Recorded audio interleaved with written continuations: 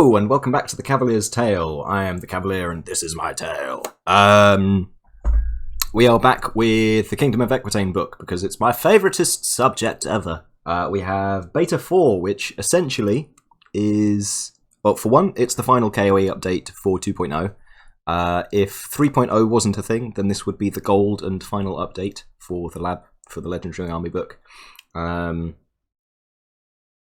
I feel like there was a third thing, but I've immediately forgotten about it. So yeah, this is the final 2.0 update. This is the end of the lab trail that we've been following for now just a few weeks short of 2 years. So that's exciting. And you know, it's out later today. So I think all the points changes and everything like that are already spoiled and all that kind of thing. We've talked about the names changes on the forum because I've been doing that along with the rest of the KoE ACS. But I've done every other update bar the hotfixes, so I'll be damned if I miss the final one. Let's get going. So first of all, obviously we have the fluff has been added to all of the Slim books, bar Orcs and Goblins and Saurian Ancients, I believe, because they're both in Alpha, which has a slightly different name now. I can't remember what it is. I'd love to do a reading through just all of that, but we're going to stick to rules today, because I don't know if anyone wants to listen to that. So let me know if you do, and I can do that. That'll be fun. I'd love to do that. So yeah, you know, it's clearly labelled, but we'll go through it. This side is the old one. That's the old. This is Beta 3, hotfix 1 from mid-November, and Beta 3 is from the 21st of September, so it's now 11 weeks exactly since the Beta 3 came out. And we've got the new stuff on the right. Old and new. And let's get started. So, oh, look at that. Pretty man. First change is to how Orison Generation works. So previously in Beta 3 and since, I don't know, one of the early beta, late alpha, you generated blessing tokens depending on the size of the army, which, you know, who plays 9th Age at any other size than 4,500? It just meant that your army started with a base of 2, and then you can add, you know, other units, particular units with ordained to give you additional blessing tokens. That's no longer a thing. It's entirely just you can't have more than 6, and then you generate them depending on the units in your army, which I think is a lot of fun, and it gives a buff to a unit that we'll talk about in a moment, gives them a reason to be picked, and just makes list building a little bit more interesting, because then you've got another thing to consider you don't automatically get to, which is nice. Oh, I've also got the what are they called? Release notes, the designer's notes from Crocs. So we'll refer to that when that comes up. So Orisons. Generating 2 Orison tokens at the start of the game was removed, and generation given to units. We want players to play more damsels and mounted sergeants. We want damsels to be played more in adepts and apprentices. This should help that. We needed mounted sergeants to be more unique, and this helps that. So that's what I mentioned. This is not considered to be a big balance change or whatever. It is something like 2% more fun for, yeah, it's like a list building option basically, which is what I've said. And based on what we've got anyway, it's not going to massively boost the number of Orison tokens that a KoE player is starting with. Next up is the Orison of Striking, so that's +1 to hit with your close combat attacks. It also gives magical attacks, which means a Sainted model is going to have magical attacks as standard now anyway, so he can't be you know, bonked by like things like Ring of the Pearl Throne, or is there a Dwarven thing that turns off stuff as well? I don't remember, but yeah, you get magical attacks as base, which, let's be real, kind of makes sense. Like, because, you know, it's a magical aid to hit, so I think that's fine. It's relatively minor. It's going to affect like fringe cases with characters and fighting things like wraiths, so that's cool. Through to the next change. So we've got our first name change. This originally was ordained, and because it's one of the OR, is that a prefix? I don't know if that counts as a prefix because it's, I don't know. Either way, it's one of the OR dash words. It's or something. So that's been voted out by the community, and the background team came back with Holy Vows.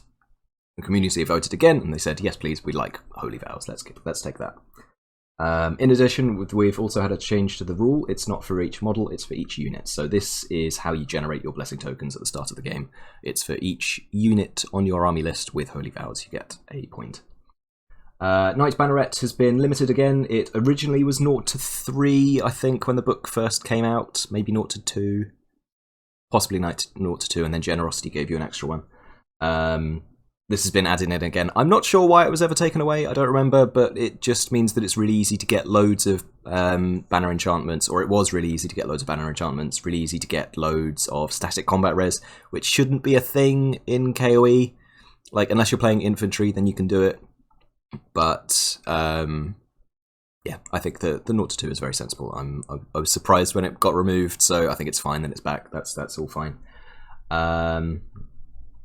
I'm surprised the Ordo Minister hasn't changed rules-wise, but there we go. Maybe it's just not very played very much.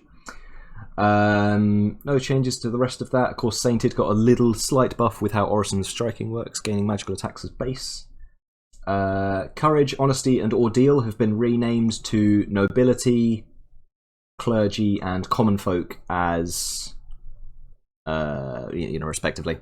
So Courage becomes Nobility, or Honesty becomes Clergy, and Ordeal becomes Common Folk. So we're getting rid of another of the or words there. And so it's going to be, I don't know, depending on how used you are to the Courage, Honesty, Ordeal, it might be a little bit of a pain to relearn it, but this is going to give you a far better clue on the battlefield as to what nobility is. Like, you can point at a knight unit and go, yeah, that's nobility, or point to your peasant archers and go, yeah, that's common folk. So I'm fine with that. I'm happy with that. I think it's a big shame in terms of losing the flavour of Courage, Honesty, Ordeal, because it's quite a big thing in the background, and Taki, the background representative on the lab team, I imagine is disappointed as well. But I think there is space to have. I think certainly these three rules deserve a little note, the little background note explaining how important these are to the Kingdom of Aquitaine. I think that is a bit of a miss with the background, but potentially that will be something that gets added in at some point. But hopefully should be clearer, which is nice. Moving on, no change to the hereditary spell. The only change here is, I'll go through points at the end, we're not going to mess around with that too much. Only change here is Courage to Nobility. Relic Shroud has Courage and Honesty swapped for Nobility and Clergy. Some more points changes. The Damsels changed in points, or just rules names changes, so Ordained and Honesty becomes Holy Vows and Clergy. No changes to anything else there. Aquitaine Lord becomes Duke, and I think, yeah, you still get a reference to Lords in the background, which is fine, which is cool. I personally prefer Aquitaine Lord. It feels a bit more correct, but I appreciate that Duke feels more 9th Age because it feels more like a reference to the Slim then, which I think is nice. Some points changes to a couple of the mounts, bits and pieces, to the points values here and there on a couple of the knightly principles. Rules name changes. The Paladin sees a couple changes with points. Honesty gets switched for Clergy. Folk Hero loses Ordeal, or rather has Ordeal switched for Common Folk, changes slightly in points.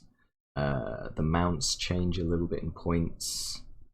Maybe I should go through those a little bit more. I'll go through in my own time. You can pause the video and have a look. You don't need me to tell you how more numbers have changed. Quinn continues to go down. I'll address that real quick because I have seen somebody mention it on the US Discord this morning. It's just because every other magic user in this army is so much better than the Quinn. It's not because the Quinn is bad, it's just if you're going to take magic, you might as well take... well, you're going to be taking Druidism if you're going to be playing competitively, and if you're taking Druidism, it's going to be on a Damsel, and the Damsel comes with a 5+ Aegis and Stand Behind, and I think also works out slightly cheaper anyway, potentially. How many points is that for this guy? 185 for that, and a damsel actually might be more expensive at the same points.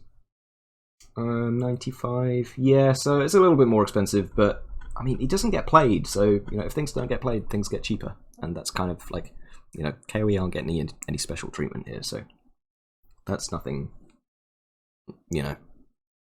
There's no change there, basically. There's nothing new, and there's no conspiracy. That's that. So character mounts, which all separately, we've got 3 lines on what Destrier is, which is fascinating. I love it. Heraldic Steed kept its name, which I'm upset about. I think Periton would have been much cooler, but there we go. It also gets mentioned here, which is, that's particularly prized, so I think I'll take that. I'll accept it. Their march, their flying movement went up to 16, just because they don't want to be dropping the cost of, what are they called, Sky Heralds any further, because if they do, then they become chaff, and that's a bit meh for flying chaff, so that's fine. No changes to the rest of the mounts. Right, big first, relatively sizable change. First of all, Fuel Knights becomes Knights of the Realm, which I'm sure lots of other people are going to be pleased to see back. Of course, Courage gets switched out for a nobility, and they gain a special rule called Solemn Oath, and this is essentially Knights of the Court. This is the bodyguard upgrade. So you gain bodyguard, duke, or general with sainted, or basically. In addition, the unit's champion gains Knight Banneret for free, and the Knight Banneret duplication limit is increased to 0 to 3 models with Knight Banneret per army. So, yeah, points wise, that's worth it, but also you can only take 12 guys in that unit, so you can't do the big combat res bus with 5x3 imitating an Empire Knight bus. It takes up your special points with just regular Knights of the Realm, which is a bit meh. The thing that was cool about Knights of the Court on Knights Resplendent was the fact that they were good on the charge at the very least. These guys are just kind of fine. They're really, really good in core. They're fantastic in core. But if you put them in special, limit them to 12, and then you essentially tie a character to them, because otherwise they're just Knights of the Realm at that point. Or it's nice to say Knights of the Realm again, isn't it? Yeah, I don't know. I think it's a bit of a shame to move this onto here, but I mean, especially as it's free, so, kind of sucks. I think this move, let's have a look at, what does it say? The designer's notes, so this is straight from the lab team. Knights of the Realm now have the Stubborn upgrade, which makes them counter special, gives the free Knight Banneret, and increases the Knight Banneret to limit to 0 to 3. This was made to lessen the complexity of Knights of the Court, which is, the new name for Resplendent. There are 2 important soft changes here. Stubborn now works with a Lord BSB, which is nice, so you can get 3 banners in there still, which is cool. And Knights of the Court, which is extra Resplendent, now boost the charge range of characters inside as a base rule. So you don't have to buy Knights of the Court to get that character boost, which is cool. So that's a nice boost for them, but it feels a bit sad to probably lose this upgrade in here, because I don't see this being used very much, but it's more of a ease of play for some players, I guess. But that's fine. Hedge Knights go up 10 points for the base cost. Ordo Sergeants have had their name changed to Mounted Sergeants, and they gained a J instead of a G. J, I think, is more correct in ye olde English. Or maybe French? I don't know. It's a more medieval spelling, which I think at that point English and French sort of maybe kind of become the same thing-ish. Or closer than they are now. I'm showing my lack of knowledge on medieval languages, I'm afraid. But I think basically the J is more correct for the time period that Kingdom of Aquitaine is supposed to be emulating or imitating or pretending to be, basically. So that's fine. They have gained Ordained, which is Holy Vows now. They've gained Holy Vows, so they are now one of the 5 options in the book that give you your blessing tokens at the beginning of the game, and this is huge for our sergeants. I think I took them into ETC, and they were very meh. They die really easily. They don't do any damage back. They're just a bit. They haven't got good discipline either. With discipline 7, they're fast, so they're good for scoring, but you're almost paying the same points as you would for like 6 feudal knights, and 6 feudal knights are just so much better than these guys. So giving them ordained or holy vows is massive for like list building purposes. Like, it's actually worth taking a couple of units of these guys for like generating more Orison tokens at the start of the game, which is pretty good. I like that. I like that for list building purposes. It's not a massive. It's no change on like how the unit plays in the game, but it makes them more useful to list building, which I like. I think that's very cool. Lowborn Levies, of course, have Ordeal changed. Same for Lowborn Archers. Into Special, we have one of the really good name changes. I really like this one. We've lost the horrible Avowed Armsman and gained Castle Guard, which feels far more, far more tangible and accessible. I like that. I don't think any points changed there at all. Of course, Ordeal, Courage and Honesty have changed for Common Folk, Nobility and Clergy, which is cool. The Sacred Reliquary is one of your 5 choices to take to give yourself Orison tokens at the start of the game, along with, because I didn't mention it, Clerics, Damsels, and Lords with Faith. No changes there otherwise. Knights Resplendent, we've lost Knights Resplendent as a name and gained Knights of the Court, which is way cooler. We like that. They've gained the special rule Band of Brothers, which is funky. I've not seen it, but I like the little nods to other bits of pop culture that we see in the books. I think it's very silly and I love it. Band of Brothers is, unless charging out of the unit, characters joined to units with 1 or more knights, court knights gain Devastating Charge +1 advance. So basically this is just, previously you needed to buy the Stubborn upgrade to gain the +1 advance for your characters joined to the unit, but now characters joined to them just gain +1 advance, which is really cool because now you can put Damsels in there without slowing the unit down. You can put BSBs in there without slowing the unit down, or you can just put a paladin cowboy in there without slowing them down, which is really cool. And then it doesn't trigger for charging them out separately, which again, nice. We like it. Very cool. The other change is, of course, they gained +1 agility last round, which means that on the charge they're agility 6, which is pretty crazy. They've gained magical attacks to kind of imply that this is like, I think that was always kind of the. Oh no, they've had their background changed, haven't they? So originally the Knights Resplendent were the greatest Knights of Equitaine. The greatest of the Knights of Equitaine become famed among their peers for their skill and elan, often established at tourneys where they hone their art of the unstoppable charge. The strongest of these acclaimed knights are invited to join colourful friendships in mixed livery, leading Equitaine armies or pledged to protect a specific lord. And that becomes dukes claim allegiance of dozens, often hundreds of knights. Their courts are a bustle of politics and intrigue, with frequent contests of arms. Greatest knights, their mettle tested in battles and tourneys, may be chosen as close retainers to remain permanently at court. Equipped with the finest arms, both mundane and magical, they can achieve supernatural feats of heroism on the field. So yeah, it's a little less tawny knight, and a little less tawny knight rockstar kind of vibe, and more, an actual upgrade from a Knight of the Realm. Someone who goes and serves the Lord, and the Lord goes, "I like you. You can stick around, mate." Which is cool. And then I think that's where the Band of Brothers also comes in, and then that also implies with the supernatural feats of heroism on the field. That's where the magical attacks comes in, which I think is a better explanation for the long list of attribute buffs that Knights of the Court get on the charge, which is cool. And then also they've had their offensive skill debuffed down to 4, which, let's be real, if you're charging Resplendence in, if you're not spending an Orison of Striking, it's because you don't have any, I imagine, or you've charged like a War Machine. So this is basically like a nothing change. Like, you're either going to be hitting something with parry, in which case your Orison makes you hit on a 3+ anyway, and the offensive skill is irrelevant, or you're going to be hitting on 4s because they're a higher defensive skill than you, and there's a very niche spot where you would have been hitting defensive 4 with your offensive 5 and getting 3s and then buff it to 2s, but whatever, it's fine. I'll take magical attacks and cool background and a cool name over that. I think that's fine. Next up, Knights Penitent. They have dropped by 10 points for the basing start.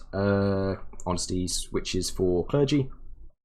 Knights of the Quest, unbelievably, remain unchanged. I think this is the only unit that haven't had any rules changes since the start of the lab, and they've been in there since the start.